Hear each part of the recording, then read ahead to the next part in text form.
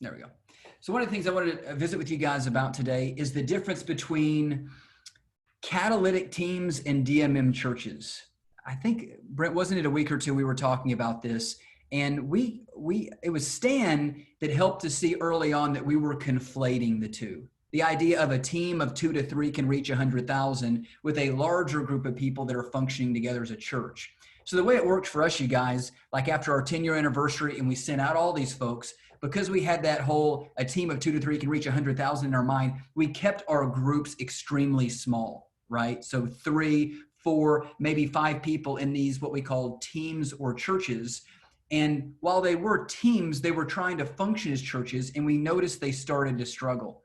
And I think one of the reasons they were struggling is because they were trying to function like a church with such a few, so few people, very few people. And so I was talking to Stan about it one day, and I just said, Stan, we've got a lot of these churches meeting throughout our city, but they're relatively small. I feel like they're excited. They, were sent out from the 10-year anniversary. They're ready to make disciples that multiply, plant churches that reproduce themselves, but they're struggling some. And he asked me the question. He said, so why did you keep them so small? And I said, a team of 2 to 3 can reach 100,000. I mean, what do you mean why keep them small? Because we want to reach hundreds of thousands of people. And he said, I think you might be conflating what would be called like a DMM catalytic team and a DMM Gen Zero church. And so I wanted to talk for a minute about the difference between those, the changes we made and how it was helpful to us. So we started recognizing that a lot of these folks that were sent out from our church were really operating more like Gen Zero churches than teams anyways. And so what we encouraged them to start doing, we had quite a few teams or churches meeting. We encouraged some of them for the sake of momentum and encouragement to start combining. So instead of separate groups of 3 or 4 or 5, we started having groups of 15, 20, 25, 30, or even 35 in some of them. And we noticed that as soon as they combined, they got more traction. You know what I'm saying? And they got more momentum. And they started feeling more like a church than they felt when there was only 4 of them there, right? Because as we start to function like a church and we're reading the New Testament passages on church and we're trying to do those, we see things like spiritual gifts, and you're kind of going, okay, I think there's 3 gifts in this room. And so we're missing quite a few of them. We might need more people that are saved that have some gifts that could edify this group. So that was one thing that kind of caused people to go, I think this may be small. And the other is this even idea of appointing elders, right, in churches. So when you've got 4 people in the room and you're like, who wants to be an elder? It's pretty much everybody's an elder. I mean, you think, how do you have elders with 4 people in the room? So they started getting together, and these passages on the church in the New Testament started to make a little bit more sense in a little bit of a larger group. Now, one thing to note, you guys, is that the average size of a DMM church worldwide is around 18. And that makes you think most of them are 18. It's actually not true. The truth is what brings it down is that in a lot of restricted, persecuted areas, they have to meet in groups of like 12 or 14. Whereas in areas that there's more tolerance, they may meet in groups of 50, 40, 50, 30 to 50, something like that. I would say, you guys, in our context, the sweet spot has been that 25 to 40 range, and I'm including children. So not 25 to 40 adults plus another 40 children. But we had the value in reading the New Testament passages on church that however many we had, we wanted to be able to meet in a home to do some of the things that we read in the New Testament. So what's the difference between a catalytic team and a DMM church? Number one, the catalytic team is usually small, and it's on purpose. A team of 2 to 3 can reach 100,000. And the catalytic team is like the example I told you of the missionary couple and the single gal that went to an unreached people group. They found their Sanjay, which was kind of a local leader. They trained him and 15 of his buddies, and now they've seen over 50,000 churches planted, right? It was a team of 2 to 3. They took an area, put together a strategy, and began to execute on it. So that's a catalytic team is generally smaller. A DMM church, you guys, as y'all are starting to see Gen Zero churches form, and as you'll see Gen 1 and 2 form, it's better for them to be larger than a team of 2 to 3. Catalytic team, better to be small. In fact, I've heard some saying, used to catalytic teams are more like 5 or 6. Now some people are saying catalytic teams are better if they're 2 to 3. So you want them to be strategically small. So right now, kind of on our eLife staff, it's myself and John and Tyler that form. We've got other staff and other folks that are, laboring for this, but we kind of form the catalytic team of 2 to 3. The DMM churches, again, are larger. So that's one distinction, small versus larger. Another distinction between the teams and the churches is this. The DMM catalytic teams usually have a city vision or a regional vision, and the DMM churches usually have like a neighborhood vision, or an area vision. So the vision they're casting is going to be different. So the average person, as you guys might imagine, in a DMM church is not going, hey, I'm working each day on a plan to reach 1 million people. Right?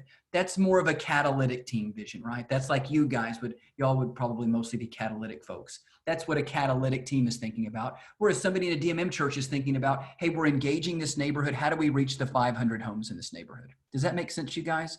In terms of vision casting, the small catalytic team catching a vision like we did 1 million in 10 years. We're going for 1 million, and you're mobilizing people to join you and going for the 1 million. That's a catalytic team. The DMM church, though, is a part of that 1 million by saying, hey, in this neighborhood is a part of reaching the 1 million. I hear the 1 million from the catalytic team. We want to be a part, so we're going to focus on this neighborhood.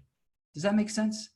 So in terms of size of vision cast, that is a distinction between a DMM catalytic team and a church. And then the third thing I would say is this, a third distinction between the two is that a catalytic team is going to train and coach more broadly, right? A catalytic team is probably regularly leading trainings, whereas a DMM church may have one training or a couple of trainings a year, right, with their family and friends. So for example, myself and John and Tyler, kind of our catalytic team, we're doing a training about every other month, right, with the waiting list that signs up on our website.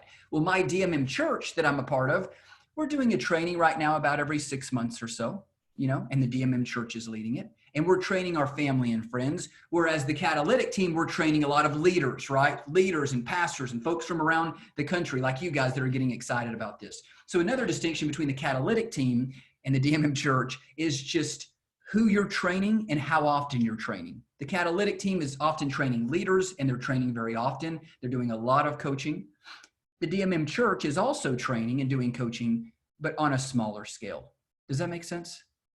So everybody on our catalytic team, our team of 2 to 3, would be in a DMM church, Gen Zero, but not everybody in a DMM Gen Zero church would be on a catalytic team.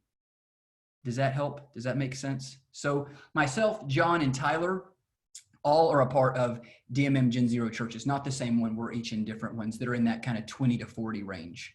But not everybody in my DMM church that I'm a part of on Sundays is a part of the kind of discussions that me, John, and Tyler are having, which are about how do we reach the 1 million in 10 years? And what about the Thai people? Let's get folks together to work toward seeing 69 million Thai people come to know the Lord, and so on. So again, in my city, I think we were originally thinking, let's get 10 teams or 30 teams of 2 to 3 to reach our city. Well, the truth is my city, Lubbock, was 250,000 people. So we needed, 2 teams, 2 catalytic teams, and many hundreds, thousands of DMM churches. Does that make sense? So that's the distinction between the DMM churches and the catalytic teams. So I would say in your context, you definitely would start out with at least, one kind of catalytic team. Smaller is better. A team of 2 to 3, big vision, training a lot, and again, remains small. And then you'll be multiplying early on many DMM Gen Zero churches, but won't be requiring of them or asking of them what you're asking of the DMM catalytic team. They're still raising the 7 sails, right? The DMM churches are still raising the 7 sails, but in a different way than the catalytic team. Is that helpful? I hope that helps. I hope that kind of helps you with the distinction between them. And then Brent is asking, can we clarify that in the training? I think we need to, Brent, just so that it's clear by the time the training is over. So we will in future trainings make sure we draw out these distinctions so people know when they start, what do they need? They need one catalytic team and a bunch of DMM churches. They don't need to be trying to think initially about how do I get 6 catalytic teams? That's a lot harder. One more thing I would say before I hit stop on this recording is often the catalytic teams long-term might be looking to have a business or a job or even support raise such that they have more time to do this than somebody in a Gen Zero church. Does that make sense? So for me right now, I'm not support raised and the church doesn't pay me. I'm, a tent maker, but I knew when I had to make money on the side, it had to be in some kind of a business, because being on a catalytic team, I knew that working 40 hours a week, while that would be fine, would not be probably the best use of my time right now, because we have so many opportunities to train and bring people along in the vision. Does that make sense? So that also gives you an idea of who long-term needs to be somewhat freed up so they can focus on this more. That's more catalytic team type folks than folks in the DMM churches.